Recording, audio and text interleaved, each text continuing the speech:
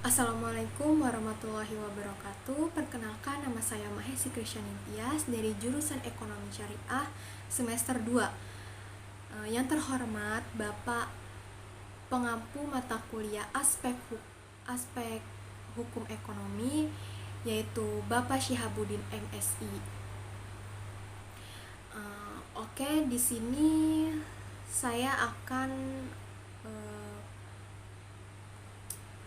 menjelaskan mengenai satu materi, yaitu pasar modal syariah modal Ventura.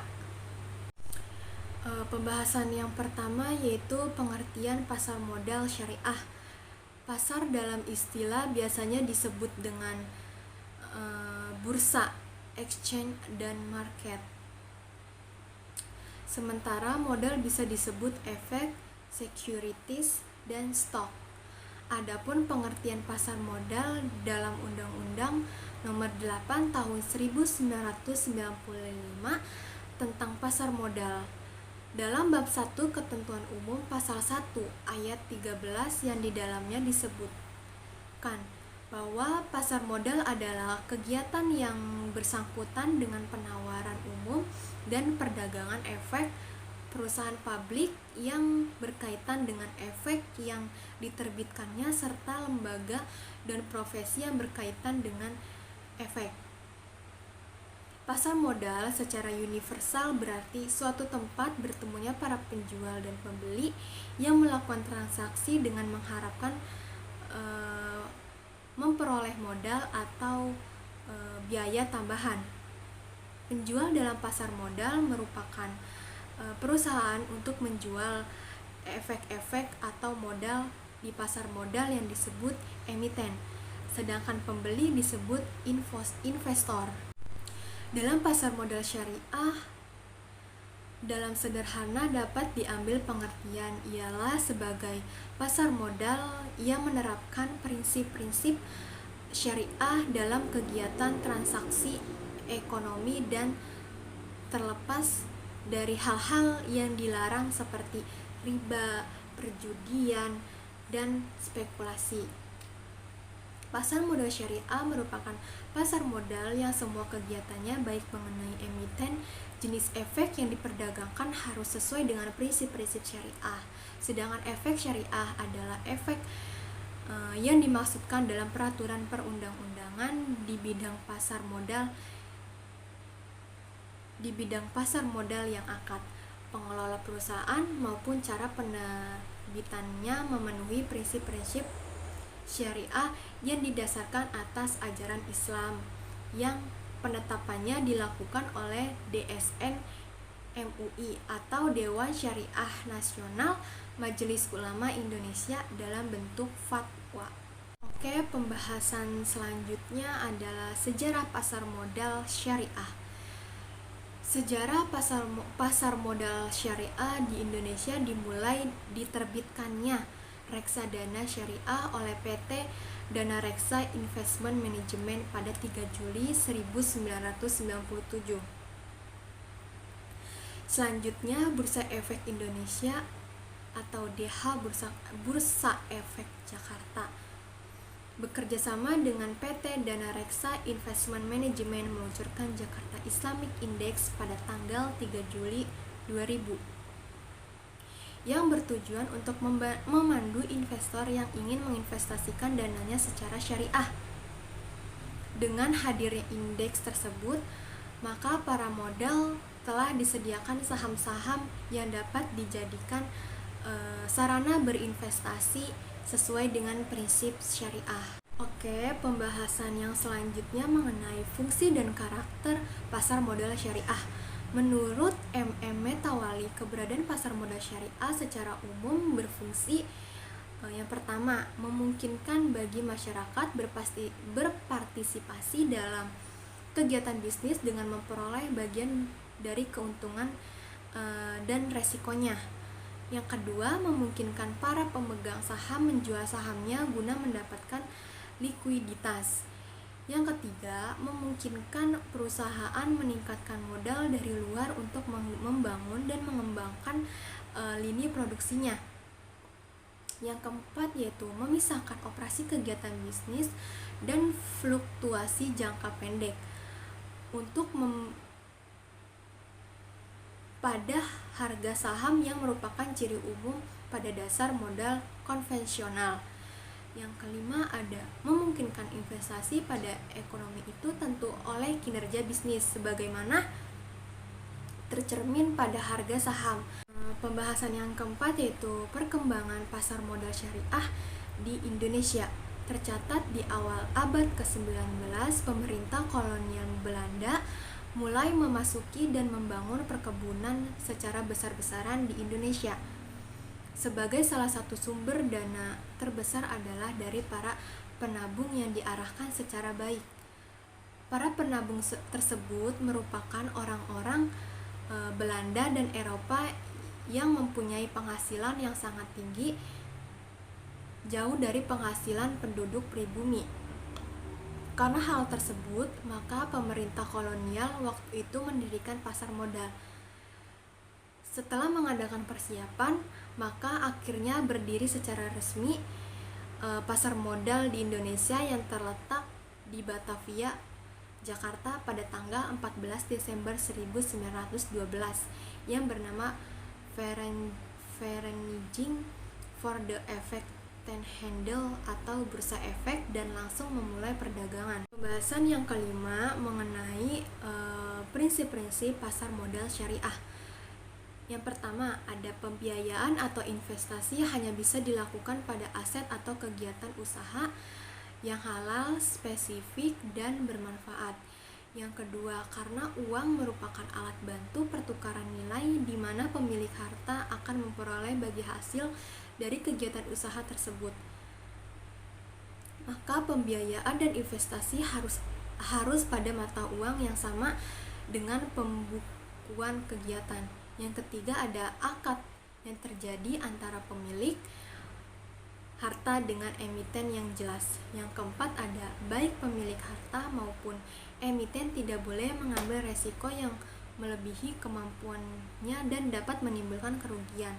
Yang kelima atau yang terakhir, adanya penekanan pada mekanisme yang wajar dan prinsip kehati-hatian pada investor maupun emiten. Pembahasan yang keenam yaitu strategi pengembangan pasar modal syariah. Badan Pengawasan Pasar Modal dan Lembaga Keuangan atau Bapepam LK, Departemen Keuangan Republik Indonesia, telah menyusun Master Plan Pasar Modal Indonesia tahun 2005 sampai 2009. Terdapat dua strategi utama pengembangan pasar modal berbasis syariah, yaitu penyusunan kerangka hukum yang dapat memfasilitasi pengembangan pasar modal berbasis syariah dan mendorong pengembangannya. Yang kedua, mendorong pengembangan serta penciptaan produk-produk pasar modal berbasis syariah. Oke, pembahasan yang ketujuh itu ada instrumen pasar modal syariah. Instrumen paling umum diperjualbelikan melalui pasar modal atau bursa efek. Antara lain, saham syariah atau stocks adalah surat bukti atau tanda kepemilikan bagi modal pada perusahaan terbatas.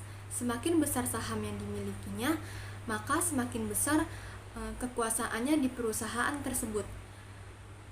Yang ketiga, ada obligasi syariah adalah suatu surat berharga jangka panjang yang dikeluarkan emiten kepada pemegang obligasi syariah yang mewajibkan emiten untuk membayar pendapatan kepada pemegang obligasi syariah berupa bagi hasil, margin, fee, serta membayar kembali dana obligasi pada saat jatuh tempo. Yang ketiga, ada waran syariah. Waran berdasarkan prinsip syariah adalah efek yang diterbitkan oleh suatu perusahaan yang memberi hak kepada pemegang efek yang termasuk dalam daftar efek syariah atau DSE untuk memesan saham dari emiten pada harga tertentu untuk jangka waktu 6 bulan atau lebih sejak diterbitkannya tersebut. Pembahasan berikutnya adalah transaksi pada pasar modal. Yang pertama yaitu transaksi di pasar perdana. Bagi investor yang ingin membeli saham di pasar perdana, haruslah menggunakan pertimbangan-pertimbangan yang bersumber dari kondisi perusahaan yang mengeluarkan efek tersebut melalui prospektus yang memberikan informasi dari catatan keuangan historis sampai proyeksi laba dan dividen yang akan dibayarkan untuk tahun berjalan. Selanjutnya ada transaksi di pasar sekunder. Mekanisme perdagangan efek di bursa efek hanya dapat dilakukan oleh anggota bursa efek. Keanggotaan bursa efek dapat diberikan kepada perorangan atau badan hukum. Syarat keanggotaan bursa efek umumnya menyangkut permodalan dan kemampuan sebagai bursa efek. Perdagangan pada bursa efek dilakukan melalui perantara perdagangan efek dan perdagangan efek yang merupakan anggota bursa efek. Oke, pembahasan selanjutnya ada mekanisme berinvestasi di pasar modal. Berinvestasi di pasar modal syariah harus dilakukan pada instrumen dari perusahaan yang mendukung, disertai dengan manajemen yang baik dan perencanaan bisnis yang akurat.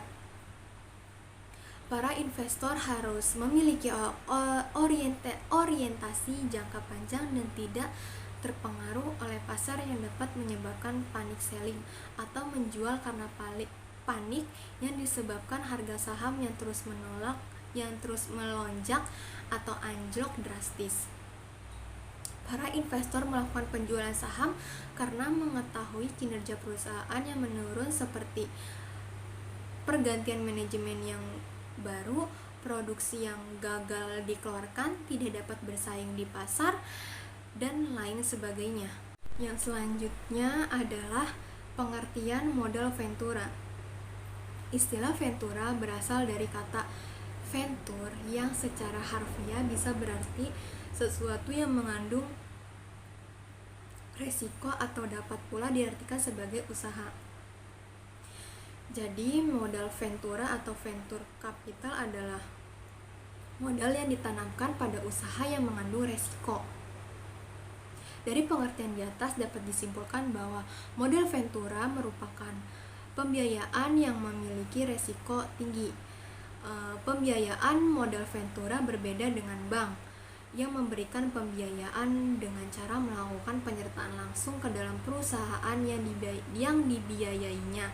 Perusahaan yang memperoleh pembiayaan modal ventura disebut perusahaan pasangan usaha atau PPU atau invest company. Instrumen lain yang dapat digunakan dalam rangka modal ventura adalah obligasi konversi atau convertible bond yang memiliki hak opsi untuk dituturkan dengan saham PPU. Umumnya pembiayaan modal ventura hampir selalu disertai dengan persyaratan keterlibatan dalam manajemen PPU yang biasanya disepakati dalam perjanjian modal ventura. Pembahasan berikutnya ada modal ventura dalam perspektif syariah. Dalam perspektif syariah, modal ventura memiliki beberapa ketentuan. Yang pertama, Akademi Syariah umumnya sepakat bahwa pembiayaan ventura capital pada early stage of life dari suatu invest adalah suatu bentuk klasik dan pembiayaan musyarakah atau mudorobah. Yang kedua, dari sudut pandang syariah, penggunaan equity financing dalam bentuk saham atau penyertaan terbatas dengan bagi hasil adalah suatu bentuk dari aplikasi akad mudorobah, musyarakah inan atau musyarakah inan al-mutanakishah. Yang ketiga, hubungan erat antara penyedia dana dan penggunaan dana, mulai dari penetapan klausula yang menyangkut penggunaan dana sampai ke adding value. Monitoring dari pembagian hasil dan resiko sesuai dengan semangat musyarakah. Oke, pembahasan yang terakhir adalah landasan hukum untuk mendirikan modal Ventura. Peraturan-peraturan inilah yang menjadi landasan hukum berdiri dan beroperasinya kegiatan modal Ventura di Indonesia. Yang pertama ada Keputusan Menteri Keuangan Nomor 496 KMK 01 7 1995 tanggal 3 Oktober 1995 tentang pendirian pembinaan perusahaan modal Ventura. Yang kedua ada Pemerintah Nomor 4 Tahun 1945 tentang pajak penghasilan bagi perusahaan modal Ventura. Dan yang terakhir adalah Keputusan Menteri Keuangan Nomor 227 KMK 01 1994 tanggal 9 Juni 1994 tentang sektor-sektor usaha perusahaan pasangan usaha dari perusahaan modal Ventura dan sebagainya. Oke, cukup sekian pembahasan video ini. Mohon maaf jika ada kesalahan. Wabillahi taufiq walhidayah. Wassalamualaikum warahmatullahi wabarakatuh.